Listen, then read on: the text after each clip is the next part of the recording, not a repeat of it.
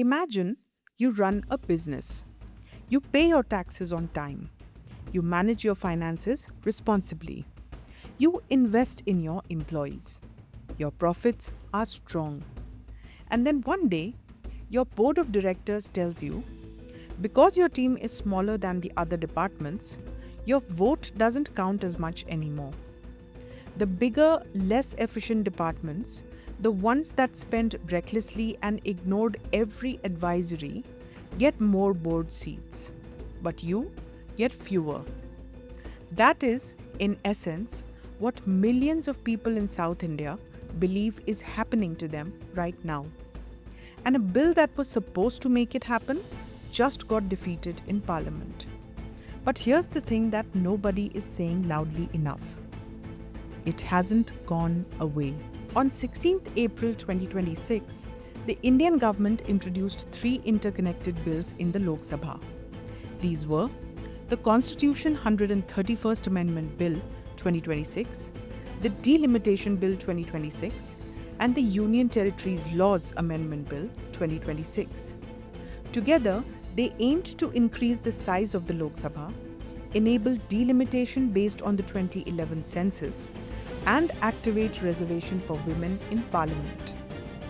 On 17th April 2026, the Constitution 131st Amendment Bill failed to secure the constitutionally mandated two-thirds majority in the Lok Sabha.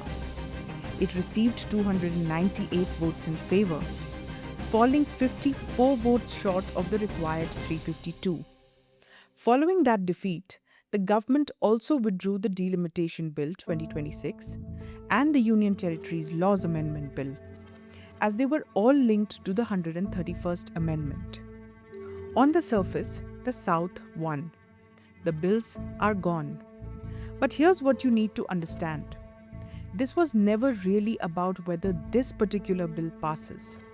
It's about something far more fundamental and far more permanent. To understand why this is so explosive, you have to go back 50 years. The Constitution originally required that seats in the Lok Sabha be allocated to states in proportion to their population, and that constituencies be redrawn after each census.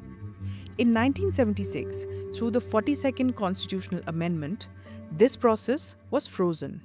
Seat allocations were locked in at 1971 census levels. The logic was simple. India had just launched a massive family planning program. If states that had more babies automatically got more MPs, you were literally rewarding population growth with political power. That seemed perverse. So the freeze was put in place. Then, in 2001, the 84th Constitutional Amendment extended this freeze until the publication of the first census after 2026. The stated reason was to motivate state governments to pursue population stabilization. And it worked, especially in the south. The southern states, Kerala, Tamil Nadu, Karnataka, Andhra Pradesh, and Telangana, account for roughly 20% of India's population, but contribute nearly 30 to 31% of national GDP. Their fertility rates have long fallen below replacement levels, thanks to effective education, healthcare, and family planning programs. These states played by the rules. They did the responsible thing. And for 50 years, the freeze protected them for being punished for it. That freeze ends in 2026. Here is the arithmetic at the heart of this controversy, and it is brutal. Since population numbers directly impact the reallocation of seats in parliament, if a state effectively brought down its population growth, it would end up with fewer parliamentary seats. That results in fewer votes compared to states that grew over time and did not bring down their population count. Such states, which according to available data are mostly from the northern and central region of India, will have more seats, more votes, and more political power. States that successfully lowered their birth rates would lose representation. The numbers are stark. A report from the Carnegie Endowment for International Peace, based on 2026 projections, suggests that Uttar Pradesh would gain 11 seats, rising from 80 to 91 MPs, and Bihar would gain 10 seats, while Rajasthan and Madhya Pradesh would also see significant increases. On the other side, Tamil Nadu would lose 8 seats, Kerala would lose 8, Telangana and Andhra Pradesh would also lose 8, and Karnataka would lose 2 seats. Think about what that means. According to available data, there would be a 0% increase in seats for Kerala, only 26% for Tamil Nadu, but a whopping 79% increase for both Madhya Pradesh and Uttar Pradesh. And it doesn't stop at seats. According to Lekha Chakrabarti, professor at the National Institute of Public Finance and Policy, a shift in parliamentary representation after delimitation could subtly alter the political economy of India's fiscal federalism. With more MPs from populous states, pressure could grow to prioritize population-based criteria in tax transfers, potentially shifting the balance away from efficiency-linked metrics. The South already feels financially squeezed. Southern states complain that for every rupee of tax they send to the centre, they get back only 30 to 40 paise, while Uttar Pradesh reportedly receives back 2.7 rupees. If political voice is also reduced, the fear is that the South becomes, in the words of many Southern politicians, a permanent financier with no say over how the money is spent. The BJP government did not sit quietly. The centre, in a detailed set of FAQs released after the bill's defeat, argued that all states would see a uniform 50% increase in seats. Southern states would not face any reduction in representation. Rather, their overall share would remain stable.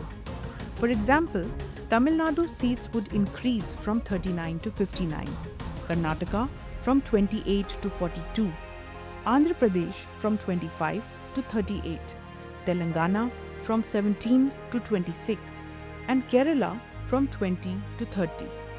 Total seats in the 5 southern states would have risen to 195 from the present 129. The government further stated that the southern states currently hold 23.76% of seats in Lok Sabha, and this would have become 23.87% after the passage of the bills. A marginal increase, not a decline. Home Minister Amit Shah made a dramatic move during the Lok Sabha debate on delimitation. He stated that he was ready to insert a clause guaranteeing a 50% proportional increase in seats if the opposition came on board, directly challenging regional parties to accept the offer on the floor of the House. The opposition rejected it anyway. Their argument: verbal assurances are not law. 2 conditions were placed before the government for potential consensus. Any guarantee of proportional representation must be written into the bill's text, not just verbally assured, and women's reservation must be delinked from the delimitation process. This is where it gets politically charged. Critics argued that the BJP-led NDA government at the centre would be the sole beneficiary of delimitation, and that BJP leaders are pushing for it precisely for that reason. Being a national party, the BJP is trying to increase the number of Lok Sabha seats in the Hindi heartland, where it dominates, while reducing the significance of southern states, where it has consistently struggled to build a strong base. Analysts suggested that the move may be more strategic than legislative, a way to test political alignments or instill fear among southern leaders, with the centre signalling its dominance rather than expecting immediate passage. There were also pointed concerns about the women's reservation angle. The opposition alleged that the government was using the women's quota proposal as a cover to push delimitation based on the 2011 census. In other words, critics accused the BJP of bundling something universally popular, women's reservation, with something deeply controversial, delimitation, so that opposing one meant appearing to oppose the other. MP Asaduddin Owaisi put it plainly in the Lok Sabha. अगर ये 3 bill कानून बन जाएंगे तो opposition की आवाज नहीं के बराबर इस ऐवान में हो जाएगी और इस आईनी तरमीमी बिल को अगर आप हदबंदी बिल के साथ पढ़ेंगे तो आबादी की बुनियाद पर सीट दी जाएगी। जिसकी आबादी ज्यादा होगी उनको ज्यादा सीटें मिलेंगी, जिनकी कम होगी उनको कम मिलेगी। हद बंदी हर 10 साल बाद नहीं होगा सर, ना मरदमशुमारी की बुनियाद पर होगा, बल्कि हुकूमत फैसला करेगी कि हदबंदी होगी या नहीं। अगर होगा तो किस साल की मरदमशुमारी पर होगा। सर, मैं इलाका वारियत को नहीं मानता, ना उसको फरोग देता हूं, मगर हमारी आइन की तमहीद में फ्रेटर्निटी का लफ्ज लिखा गया, भाईचारगी का। ये बहुत अहम है हमारे मुल्क की इत्तेहाद और सालमियत को मजबूत करने का। ये तीनों बिल इस फ्रेटर्निटी के बरक्स का पैगाम देते हैं और काम करेंगे। हकीकत ये होगा सर कि शुमाल हुकूमत करेगा जुनूब पर, शुमाल खर्चा करेगा और जुनूब इसको फराहम करेगा। जुनूबी रियासतें मुल्क की जीडीपी में 30% का हिस्सा होता है उनका, और 21% मुल्क का टैक्स रेवेन्यू जुनूब से आता है। 2022-23 साल में 3.46 लाख करोड़ का उनका हिस्सा था, और 19% आबादी है भारत में जुनूबी हिंदुस्तान की। जुनूब को गुड गवर्नेंस की सदा दी जा रही है। वजीर आजम कहते हैं कि जिसके बच्चे ज्यादा हैं, तो मगर ये तो झूठ था। मगर ये बिल अगर कानून बनेंगे तो सच हो जाएगा। Here is the critical point that gets lost in the celebration of the delimitation bill's defeat. The freeze on Lok Sabha seats, introduced through the 42nd and 84th Amendments and lasting a combined 50 years, ends in 2026. A new freeze, regardless of its duration, would also require a constitutional amendment. The BJP has shown no inclination to extend it. And this is where the opposition may have made a catastrophic strategic error. If no seat increase happens through a constitutional amendment, delimitation will still proceed, but on the existing 543 seats, based purely on population, involving redistribution among states and the redrawing of constituencies. To increase seats from 543 to 816, a constitutional amendment requiring a special majority is essential. But to simply re-delimit on the existing 543 seats, that only requires a simple majority, just as was done in 1952, 1962, 1972, and 2002. Think about it. The government offered a 50% increase in total seats, which would have cushioned the South's losses. That offer is now off the table. What remains is the constitutional clock ticking towards delimitation on existing seats, where the South loses representation without any cushion at all. The 50% seat increase offered in the 131st Amendment was unprecedented generosity that bypassed normal constitutional norms, making it arguably the best possible deal for southern states. Now, when delimitation eventually occurs, southern states cannot credibly argue that they were given no alternative, because they were. This is the paradox at the heart of India's delimitation crisis. A bill that was framed as a threat to the South may actually have contained the South's best available protection.